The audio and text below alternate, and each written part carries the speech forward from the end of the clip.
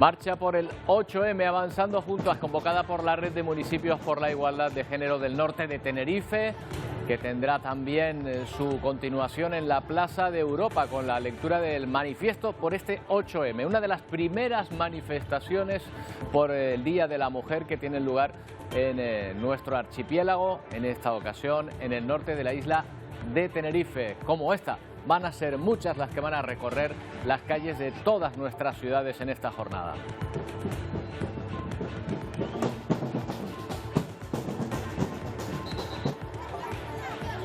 ¿Qué tal? Buenos días. Hoy se celebra un Día de la Mujer con muchas connotaciones, sobre todo políticas, que lo hace distinto a otros. La llamada ley del sí es sí, su reforma ha provocado el cisma entre los socios de gobierno, que va a tener su reflejo en las calles, con distintas manifestaciones apoyando una u otra postura. Ni siquiera el movimiento feminista va a caminar unido ante la polémica también de otra ley, la llamada ley trans, muy cuestionada por el feminismo tradicional frente al llamado feminismo queer.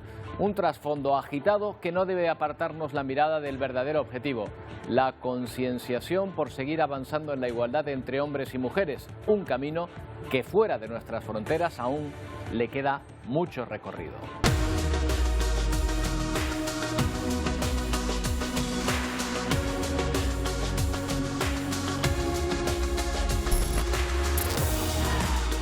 Ese recorrido todavía le falta a las mujeres de Afganistán, donde los talibanes no dejan estudiar a las mujeres, o en Irán, donde llevar mal puesto el velo puede suponer la cárcel y la muerte, como le sucedió a Mahsa Amini, símbolo de las revueltas por las libertades y los derechos de las mujeres en aquel país. En el continente africano, en las zonas más pobres de Latinoamérica o Asia, también encontramos escenas de continua discriminación contra las mujeres, en lugares donde están muy lejos de lograr los avances que poco a poco y sin haber llegado a su totalidad estamos teniendo en las sociedades más avanzadas.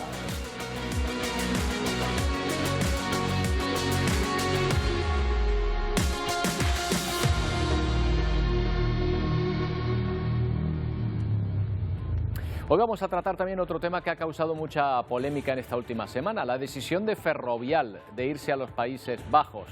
Veremos cómo España no es el único país al que se le han ido a empresas señeras, pero vamos a abordar esta polémica desde otro punto de vista, desde la marca país, desde la marca que representa o los valores que representa cada una de estas empresas. Suiza toma medidas, por ejemplo, para evitar la huida de sus empresas. Básicamente pasan por evitar que esas empresas se beneficien de las imágenes de la marca que el propio país te puede dar. Bueno, y también estaremos como cada día prácticamente desde hace un año en Ucrania, donde la actualidad y lo más crudo de la guerra se centra ahora en Bakhmut, donde el frente ni avanza ni retrocede, pero el número de muertes aumenta. Von der Leyen, ministra, visita a Canadá en estos días, la representante de la Comisión Europea, para destacar el papel de las mujeres en este conflicto en Ucrania.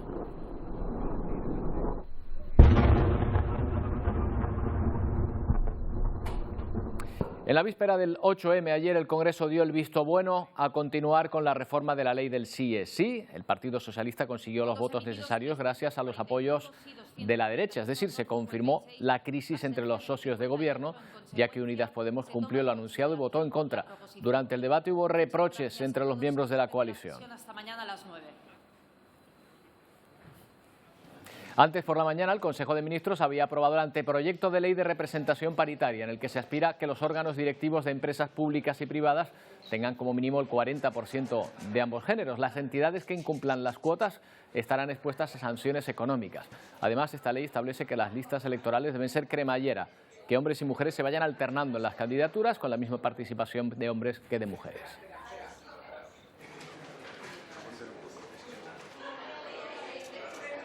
Bueno, esa intensidad que se vivió ayer en el Congreso se ha repetido en la sesión de control de esta mañana, muy intensa, como decimos, por los temas que se han tratado, ley del sí es sí, caso mediador. Silvia Mascareño, ¿qué titulares nos deja esta sesión? Buenos días. Buenos días. Pues más que titulares, nuevos enfrentamientos, porque la oposición acusa a Sánchez de no proteger a las mujeres, sino protegerse a sí mismo para mantenerse en el poder. Y el presidente responde enumerando algunas de las políticas en materia de igualdad que ha desarrollado su ejecutivo, pero sin hacer ni una sola mención a al mal momento que están pasando los socios del gobierno de coalición. Y por supuesto se ha vuelto a hablar, como decías, del caso Mediador. El Partido Popular sigue insistiendo en un posible chivatazo al Ministerio de Interior, pero Marlaska contraataca asegurando que eso es más propio de otras épocas del Ministerio, en alusión al caso Kitchen y a la utilización del aparato del Estado en la época de Mariano Rajoy. Pero quizás lo más llamativo ha sido cómo Sánchez ha aludido a una foto de Feijóo en 2013 con un narcotraficante para defender la gestión del gobierno en el caso Mediador. Dice Sánchez que cuando hay un polizón lo echan inmediatamente del barco. Y todo esto, Silvia, a pocas horas de esas manifestaciones que como cada 8M se prevén masivas, pero en la que ya se puede apreciar que va a haber división, ¿verdad? Sí, porque hoy saldrán miles de personas a distintas ciudades de España, pero saldrán divididas por distintas cuestiones, no solamente por la ley del solo sí es sí, también por la ley trans y por la abolición de la prostitución. De hecho, en una de las manifestaciones de Madrid se va a pedir directamente la dimisión de la ministra de Igualdad, Irene Montero. Y esa división que se verá en las calles esta noche se verá también a lo largo de la jornada en los distintos actos institucionales que hay convocados, porque por primera vez Sánchez no va a acudir al acto convocado oficialmente por el Ministerio de Igualdad con Irene Montero. Mientras ese acto se celebre, Sánchez estará reunido en el Palacio de la Moncloa con mujeres directivas. Así que una imagen más que deja patente el mal momento que están pasando los dos socios del gobierno de coalición.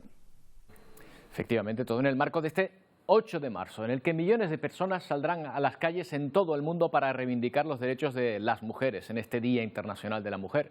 En nuestro programa vamos a ver hoy distintas historias desde diferentes lugares del mundo protagonizadas por mujeres. Ejemplos de que las cosas están cambiando, como por ejemplo en algunas zonas. En Bolivia, fíjense, la seguridad de las manifestaciones va a correr hoy únicamente a cargo de mujeres policía. Ellas serán las encargadas de mantener el orden. Es la primera vez en la historia de este país que no participarán hombres, agentes varones.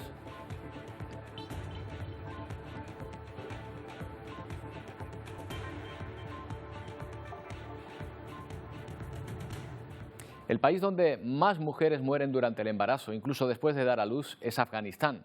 Sobre todo entre quienes viven en las zonas más alejadas, donde no llegan las ambulancias. Los talibanes, que no dejan estudiar a las mujeres, hacen al menos una excepción con un grupo que se forma para ser matronas a través de una iniciativa de Naciones Unidas. La sanidad en Afganistán está prácticamente desaparecida, al menos en los sitios más remotos. Falta de ayuda médica que lo convierte en el país donde más mujeres mueren durante el embarazo y el parto. En este sentido, se calcula que cada 2 horas muere una madre afgana. Se estima que cada mes mueren unas 24.000 afganas durante el embarazo o el parto, siendo el país con mayor mortalidad materna. De ahí que Naciones Unidas enseña a un grupo de 40 jóvenes a cómo prestar esta asistencia. Desde dar consejos sobre el proceso hasta tomar la atención de las madres que han dado a luz. Son algunas de las tareas de estas matronas en prácticas, aunque no todas las madres corren con la misma suerte.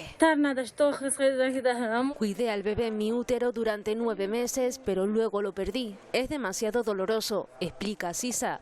Perdió al pequeño ante la falta de una ambulancia que la trasladara a un hospital y que solo es un caso de las miles y miles de afganas que cada día fallecen porque no tienen a nadie que las ayude. En la vecina Irán también se discrimina a las mujeres. Un buen ejemplo es la represión de la policía de la moral, que castiga a todas aquellas que no cumplen con las leyes de vestimenta, como taparse el cabello con el velo. Algunas de estas leyes están ligadas a la victoria de la Revolución Islámica de 1979, cuando las mujeres perdieron muchos de los derechos que habían ganado en décadas anteriores. Tal día como hoy, 8 de marzo, pero de 1979, más de 10.000 mujeres y hombres salieron a las calles de Teherán por el Día Internacional de la Mujer. La victoria de la Revolución Islámica supuso muchos cambios en la vida de las iraníes, que en décadas anteriores habían tenido un importante papel en la sociedad. Pero desde 1979, las reglas islámicas violan derechos humanos como la igualdad y la no discriminación, obligando, por ejemplo, a las mujeres a tapar gran parte de sus cuerpos a partir de los 9 años.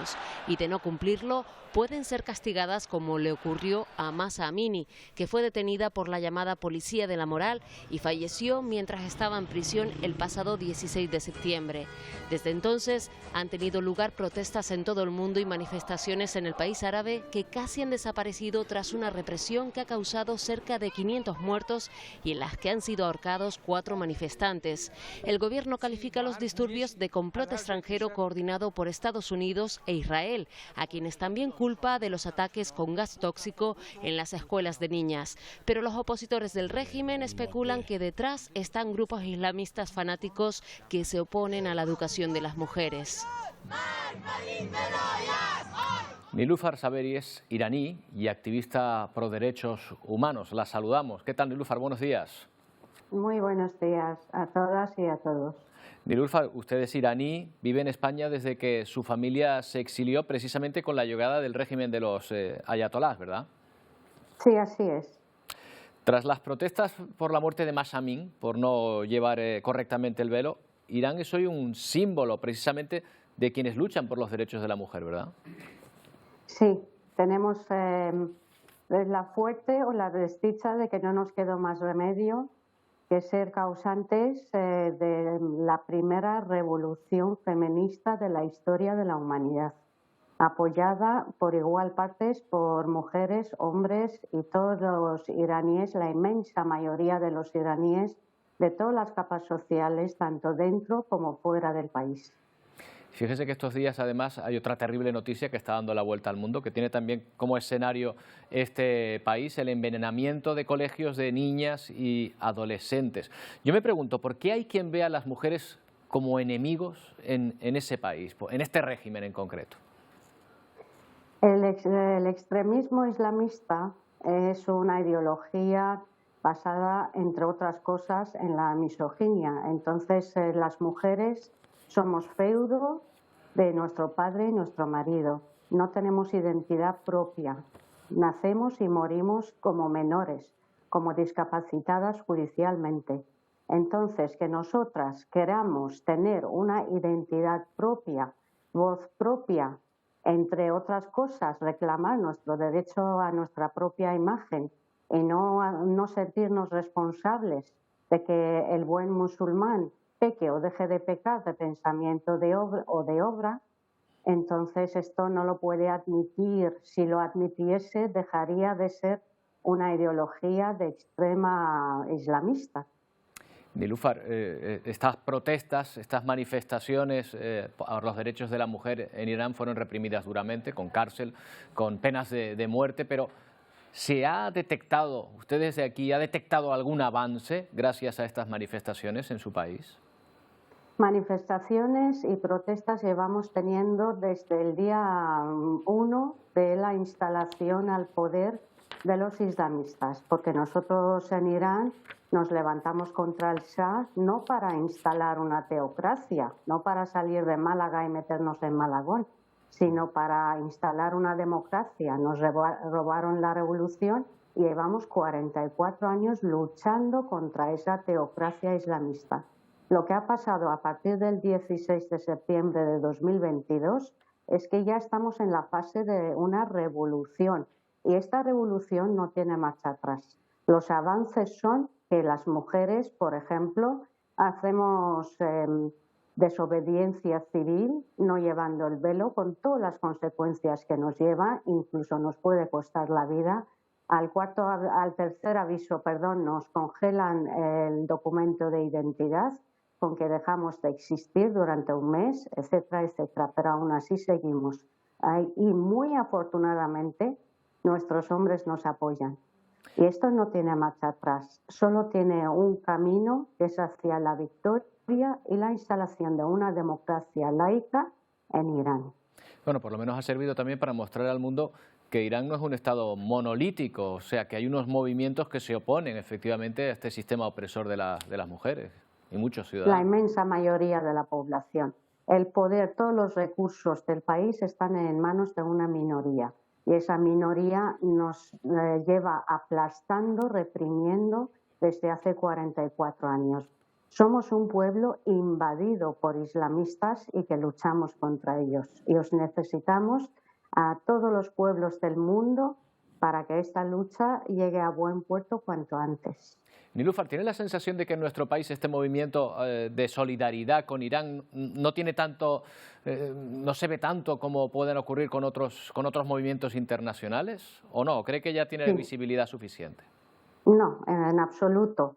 En España, los medios de comunicación os estáis quedando bastante cortos e imprecisos referente a lo que está pasando en Irán.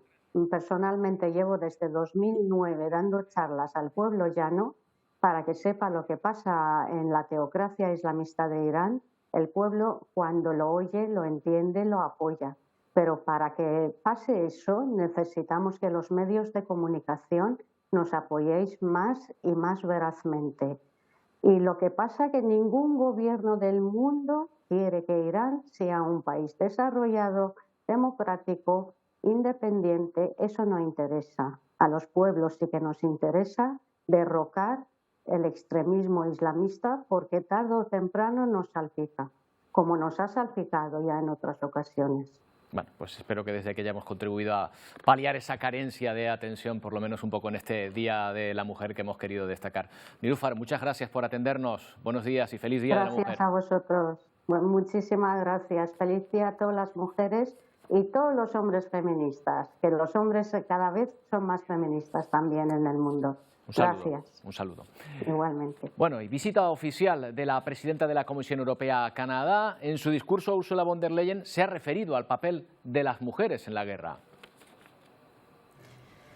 This is not only a war on Ukraine, it is also a war on human rights and it is a war on women's rights. No solo es una guerra contra Ucrania, es contra la falta de derechos humanos y por los derechos de las mujeres, ha manifestado la presidenta del Ejecutivo Comunitario, que asegura que Rusia está usando la violencia sexual como parte de su estrategia militar. Von der Leyen afirmó también que la cantidad de mujeres que sirven en el ejército ucraniano se ha duplicado desde la invasión.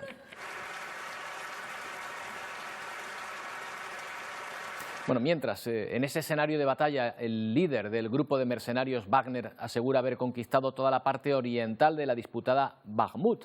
En el pueblo vecino de Yasiv Yar, a solo 17 kilómetros, la población empieza a huir ante la caída inminente, lo que parece la caída inminente de esta ciudad estratégica.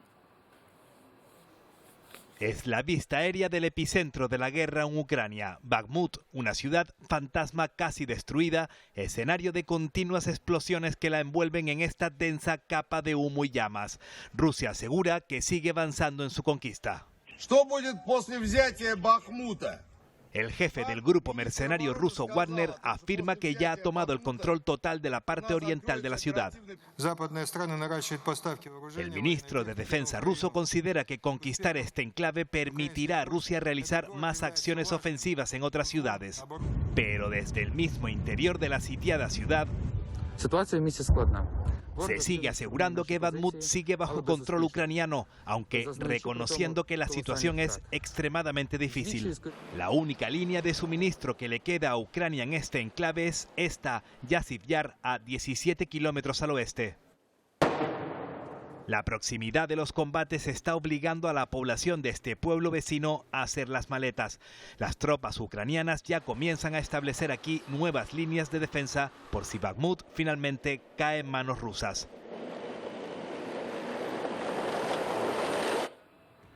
Bueno, y hay una gran pregunta que permanece aún en el aire. ¿Quién destruyó el gasoducto Nord Stream? La inteligencia de Estados Unidos apunta a un grupo pro-ucraniano como autor de ese ataque al Nord Stream.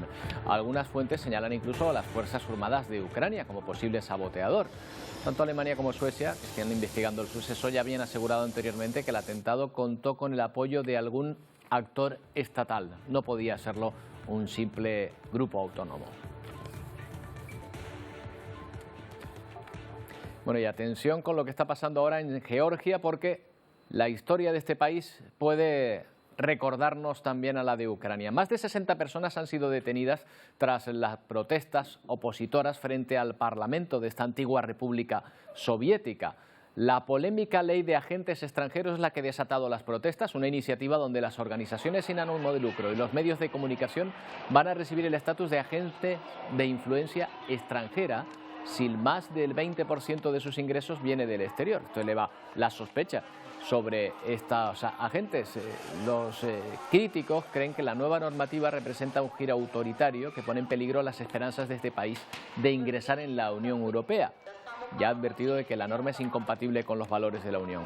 La presidenta de Georgia apoya las protestas y promete vetar la ley.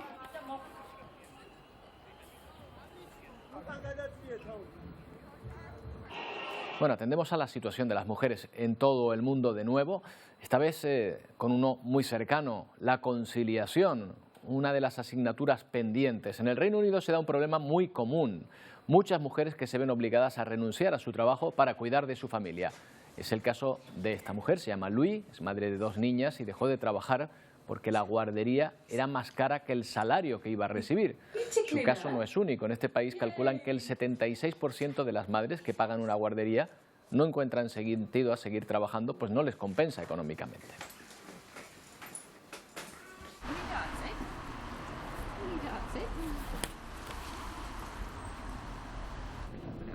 Bueno, y ahora les invito a que adivinen a qué marca de chocolates pertenece este símbolo. Quizá así, fuera de contexto, no lo vean, pero asociado a los colores y las letras, verán que este símbolo es el de Toblerone, la marca de chocolate, la marca suiza de chocolate, que emplea la imagen de una de sus cumbres emblemáticas, el Monte Cervino. Y si se fijan, dentro de ese símbolo, otro también suizo, el oso de Berna. Pues bien, Toblerone se tendrá que buscar otra montaña y otro oso porque acaba de trasladar sus fábricas fuera de Suiza. ¿Y qué más da?, se podrán preguntar. Pues da porque Suiza establece que no está permitido utilizar símbolos nacionales para promocionar productos lácteos que no se fabriquen exclusivamente en este país. Es una forma de proteger lo que se llama marca país. Aquí en el nuestro tenemos un caso similar porque uno de los activos que más se ve afectado por la marcha tan comentada de Ferrovial a los Países Bajos es la marca país. Digamos que es los valores asociados a un país o territorios a través de sus marcas más emblemáticas.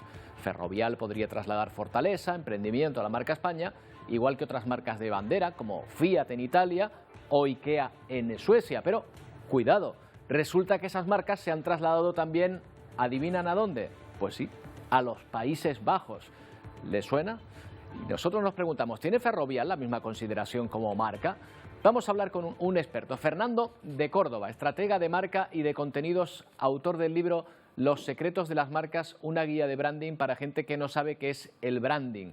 ¿Qué tal? Con ese título usted me la deja votando. Buenos días. ¿Qué es el branding? Hola, buenos días, Roberto.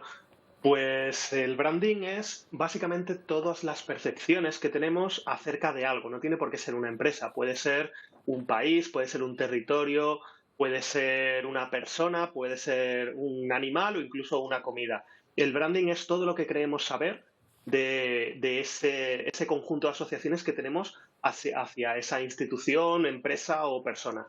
Bueno, estábamos viendo el otro día, por ejemplo, el caso de Ferrovial. ¿Cree que Ferrovial es marca país o aporta a la marca país? ¿Qué valores podría aportar a la marca España o viceversa?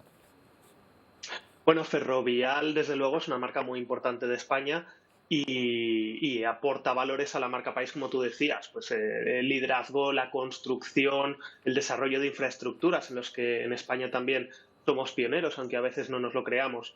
Creo que de todas formas Ferrovial tampoco está en el core de la marca España, de lo que la gente tiene en su cabeza, a lo mejor, de la marca España. Y por eso puede que no afecte tanto a la marca país como si fuera pues una marca a lo mejor de cosas que nos afectan más a la imagen exterior que proyectamos, como por ejemplo la gastronomía. Claro.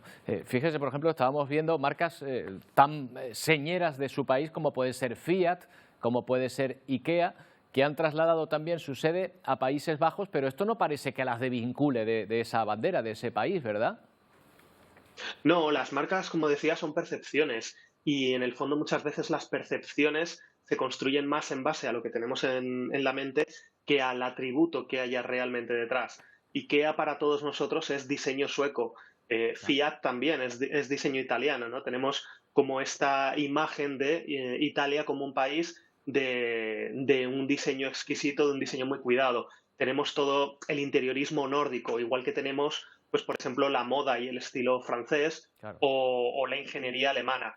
Son cosas que encajan con la marca país y que cuando una marca se dedica a ello y puede aprovecharlo, pues obviamente lo hace. En el caso de Suiza, como comentabas antes, el caso de Toblerone, hemos visto que una gran parte de la marca suiza, aparte de los relojes y las joyas, es también todo lo que tiene que ver con los chocolates. Por eso Suiza está muy empeñada en proteger su marca suiza y que no haya otras marcas desde fuera que puedan hacerlo. En España no tenemos este tipo de leyes, no sé hasta qué punto serían compatibles con la libertad de comercio de la Unión Europea y, por lo tanto, no se puede impedir que una empresa utilice símbolos españoles. Claro, esto es una forma por parte de Suiza, digamos, de proteger o de fomentar que las empresas que están en su país no salgan fuera, ¿no?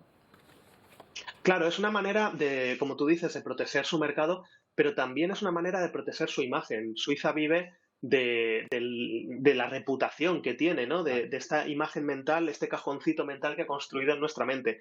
Si cualquiera puede hacer chocolates y decir que son de Suiza, o al menos insinuarlo, pues para ellos es un problema, porque les afectaría. Es un poco lo que pasa también con la denominación de origen. Tú haces un queso y no puedes decir que es un queso de Burgos o que es un queso canario. Tienes que cumplir unos ciertos requisitos. Fernando, un coche frena delante de mí, un Mini, y en los faros veo la bandera británica. Me pongo un pantalón de marca y veo la bandera italiana. A veces un perfume o algo y se asocia a la bandera francesa.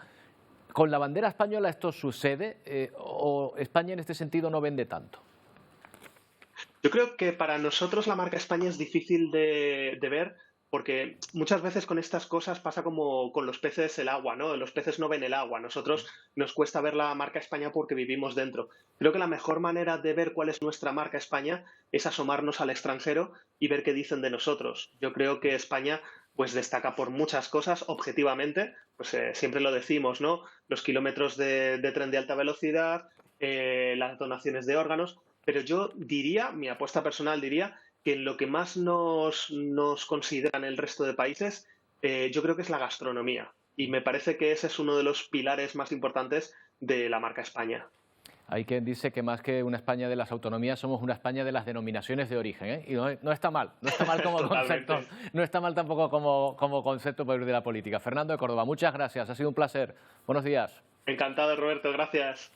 Bueno, y ahora nos vamos a otro país, a otra historia de mujeres, lugares donde su papel es crucial. Por ejemplo, las Madres Gemelas de Indonesia, que han dedicado más de 40 años a educar a niños de 6 a 17 años procedentes de familias en riesgo de exclusión. Ahí las tienen, enseñando a los menores no escolarizados labores como la recolecta del arroz, pero también a leer y escribir. Con su historia, con su ejemplo, hacemos una pausa y volvemos enseguida.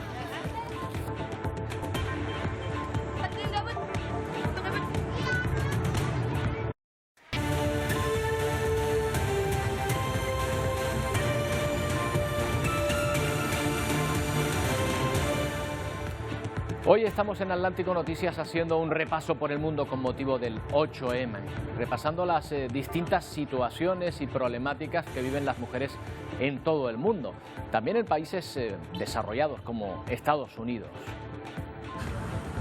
It is now dangerous to be pregnant in Texas. Que ahora mismo debate sobre el aborto. Es peligroso quedarse embarazada en Texas, decía esa mujer, que cuenta que no la han dejado abortar a pesar de que tenía un embarazo de riesgo. En Estados Unidos hay 13 estados, entre ellos Texas, donde abortar está reducido a muy pocos supuestos. La situación ha empeorado en ese país desde que la Corte Suprema aboliera la decisión de 1973 de que el aborto era un derecho en toda la nación.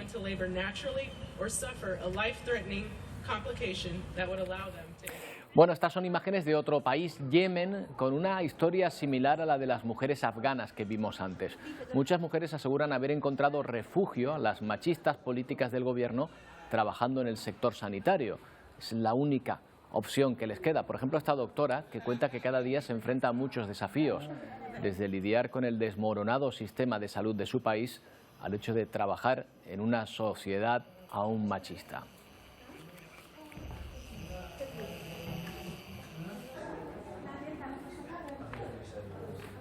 Bueno, y para celebrar este 8 de marzo, Casa África aquí en Canarias ha reunido a varias emprendedoras africanas que han puesto sus experiencias en común. Destacan la falta de financiación como el mayor problema al que se enfrentan. Ellas son referentes en el mundo de los negocios en África, un continente en el que, dicen, el emprendimiento es la solución a un problema estructural que afecta a las mujeres. Systemic poverty. We know that in Africa, in the continent, poverty has assumed a woman's face. Pero montar una empresa es complicado. El mayor reto es conseguir financiación porque requiere tener propiedades que habitualmente están en manos de los hombres, pero también los roles impuestos. For example, a woman wakes up, they have to cook, clean, take care of the kids, go to work, come back, do the same thing. So those, I would say, the majority of the challenges because you don't have time to really perfect some of the business. En Cabo Verde luchan por conseguir que, más allá del comercio, las mujeres ocupen el espacio que les corresponde en la industria. Muito déficit de mulheres na economia azul e também nas TICs, as novas tecnologias, que temos apenas 2%. La Agenda 2063 de la Unión Africana habla expresamente de la inclusión financiera y económica por la que estas líderes llevan años trabajando. Bueno, el caso mediador será tratado el próximo martes en el Parlamento de Canarias en un pleno extraordinario. Mientras, desde la sede del Partido Socialista en Madrid, el PSOE cierra la investigación interna. Sus diputados, según el partido, no acudieron a las cenas organizadas por Navarro Tacoronte. Solo reconocen una cena de 5 parlamentarios socialistas con Fuentes Curbelo. El partido también ha anunciado que votarán en contra de la comisión de investigación en el Congreso.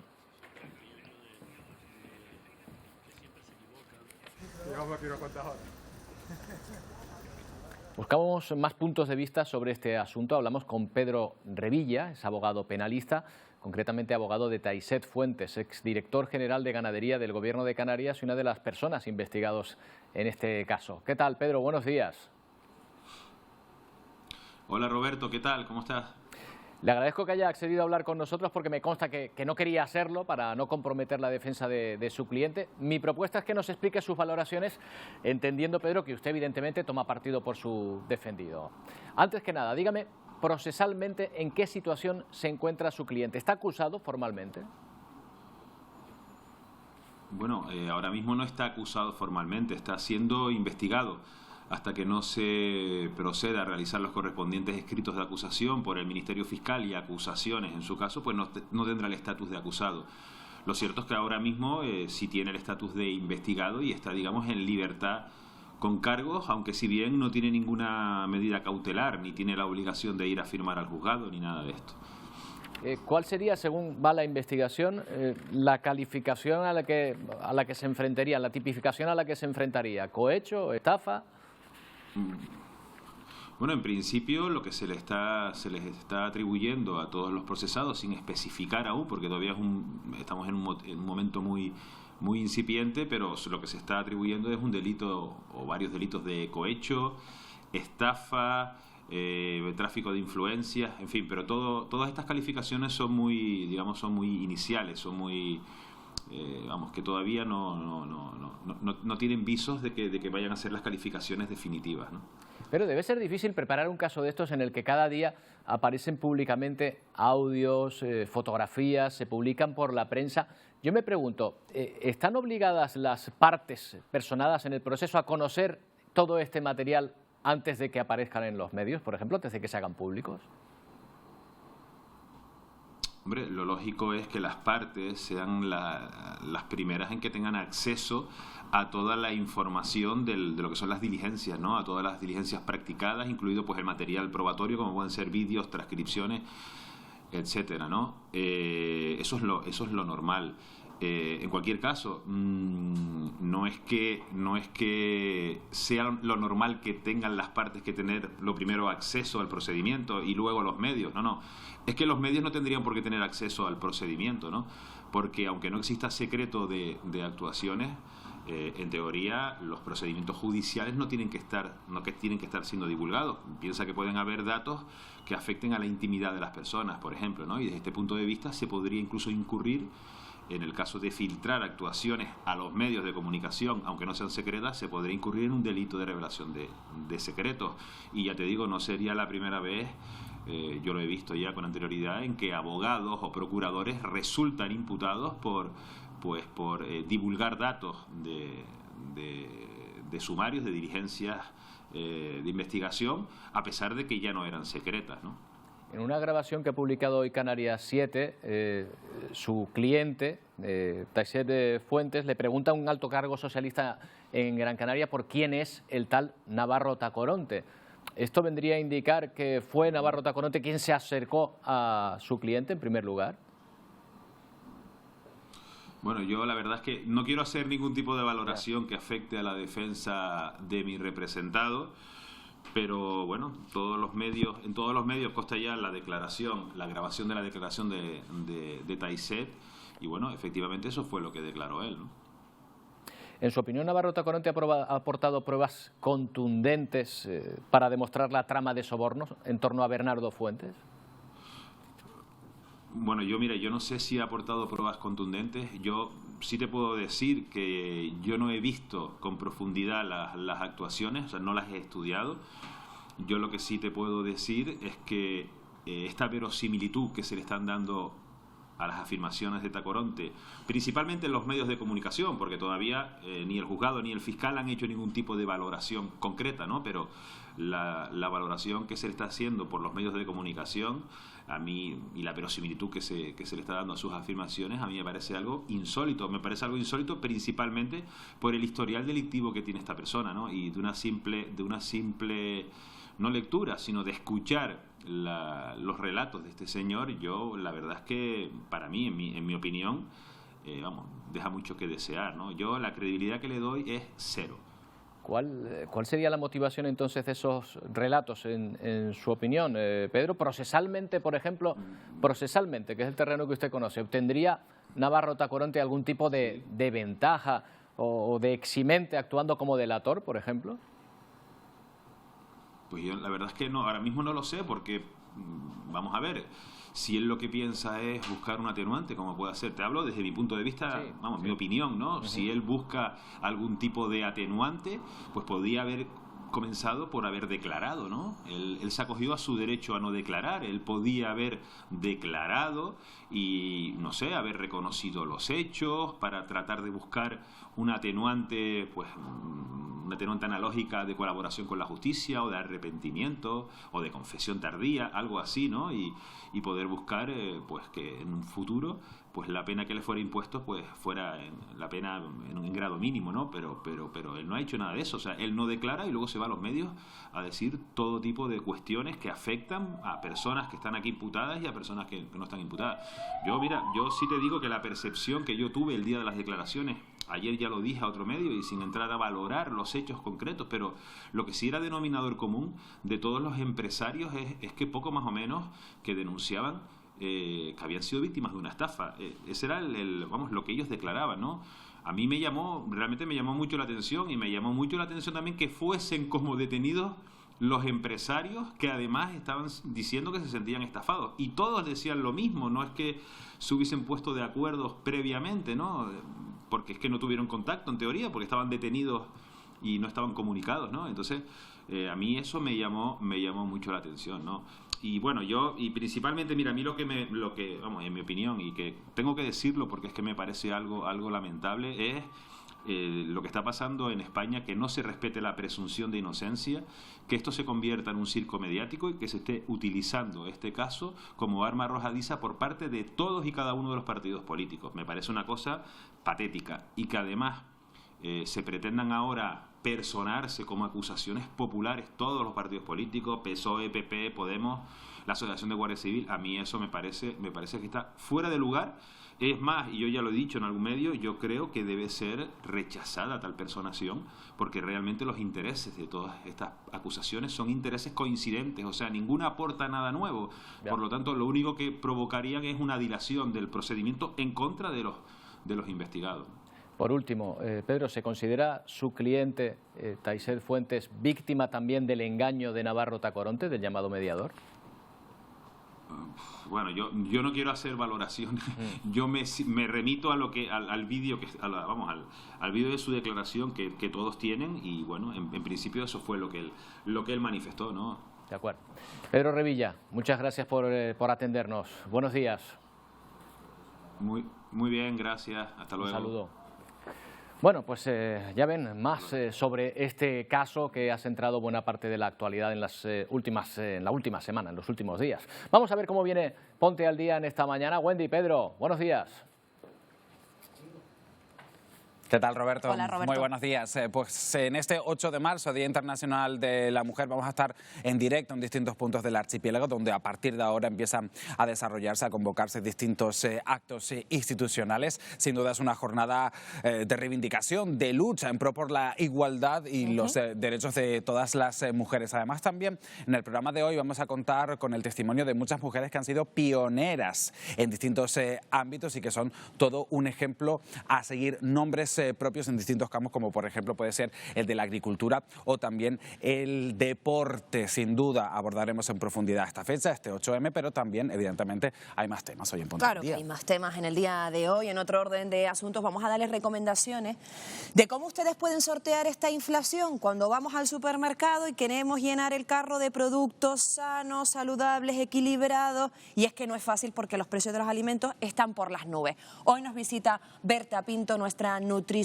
para poner también algunos datos de la obesidad sobre la mesa, porque está estrechamente relacionado con la inflación. Muy pendientes también de la huelga indefinida de los letrados de la Administración de la Justicia, que continúa, cumple 6 semanas ya, y además en una comunidad en la que la tasa de litigios es bastante alta y donde se han suspendido ya hasta 12.000 juicios. Esto por un lado, pero traemos más asuntos. Hoy les invitamos a que se queden con nosotros en este Ponte al Día de hoy, que versa muy reivindicativo. Hasta ahora. Hasta ahora.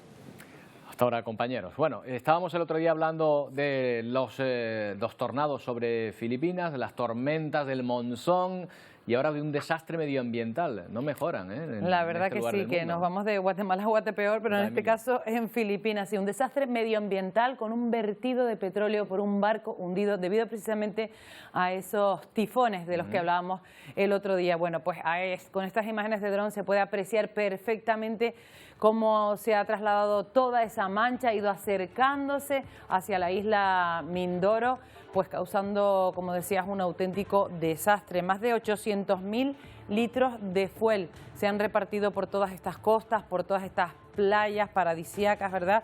Bueno, pues han puesto en riesgo más de 600 hectáreas de arrecifes de coral, 1.600 hectáreas de manglares. Los voluntarios, junto con los equipos de seguridad, de emergencia, pues se afanan también en cooperar para intentar limpiar todo ese fuel hoy que llega a la costa, que todavía no se sabe de dónde viene porque están intentando buscar dónde exactamente se ha hundido ese barco para contener en la medida de lo posible las fugas que vayan surgiendo, porque realmente todavía no han dado con el lugar exacto donde se hundió el barco. Mira, y nos vamos de esta mala noticia a una buena noticia. Venga, y esta te la traigo desde el Loro Parque en Tenerife. Mira, el nacimiento de un nuevo animalito, este que tenemos aquí. No sabemos cómo se llama, pero es un perezoso de dos garras. Es el hijo de Pauline, que llegó al Loro Parque en el 2021, y Hugo. Hicieron buenas migas y mira, pues al final ha nacido esta cría que viene a conservar un poquito más la especie. Es precioso, la verdad que es precioso. Date cuenta que llevan el 90% del tiempo vienen colgados. Ellos tienen todos los órganos asociados a la caja torácica, entonces no escachan los pulmones y pueden estar todo el tiempo. Y ya sabes que hablan muy lento, se mueven muy lentamente. Muy lentamente, exactamente, muy lentamente. Pero de cría son preciosas. Bueno, ¿cómo viene el tiempo? Hoy no tenemos tiempo para más. Venga, rápidamente. Lo que tenemos hoy, vamos a ver la imagen de satélite si la podemos ver. Nubosidad menos que ayer, ahí las tenemos, algunas nubes bajas al sur de Fuerteventura, poco más. Temperaturas muy agradables hoy, por encima de los 25 grados. Vamos a ver la evolución para las próximas horas, porque vas a ver cómo se traslada el anticiclón, se nos ancla girando en sentido horario se nos ancla y esto nos va a traer del continente africano una masa cálida, que no calima, una masa cálida que nos va a hacer subir las temperaturas mañana ya, a partir de mañana hasta los 27 grados. Todo lo demás y toda la inestabilidad va muy por el norte, porque hasta en la península este fin de semana va a ser muy buen tiempo con temperaturas bastante elevadas. Así que para mañana la previsión que tendremos serán intervalos nubosos poco importantes, si acaso por el norte de las islas con mayor relieve, ambiente despejado en el resto. Vuelven los alisios de cara a mañana por la noche, de cara al viernes, serán flojos, con temperaturas 24 grados, pero picando las costas los 27, con una situación marítima también bastante estable. Es decir, desde mañana y hasta el fin de semana, jornadas ideales para visitar la playa los que quieran ir. Muy bien, y van subiendo poco a poco las temperaturas, ¿eh? En pleno mes de marzo, todavía es pronto, pero no está mal, no está mal. Después ya se verá lo que pasa. En primavera ya sabemos lo que ocurre, que está a punto de llegar y ya sabemos que la inestabilidad, habrá días de sol, días de lluvia, en fin. Ya veremos. Primavera loca. Gracias, Emilia. Hasta mañana. Bueno, nos vamos a acabar con la luna, con una imagen de la luna llena, preciosa, sobre el Foro Imperial Romano. Esta es la última luna llena del invierno astronómico. Se llama luna de gusano porque aparecen una especie de lombrices en la Tierra cuando la luna brilla más grande que nunca, en todo su esplendor. Pues miren, ya aprendemos una cosa más sobre esta luna que luce tan bonita. Nosotros volvemos mañana a partir de las 11 en otra edición de Atlántico Noticias. Hasta entonces, ¡feliz día!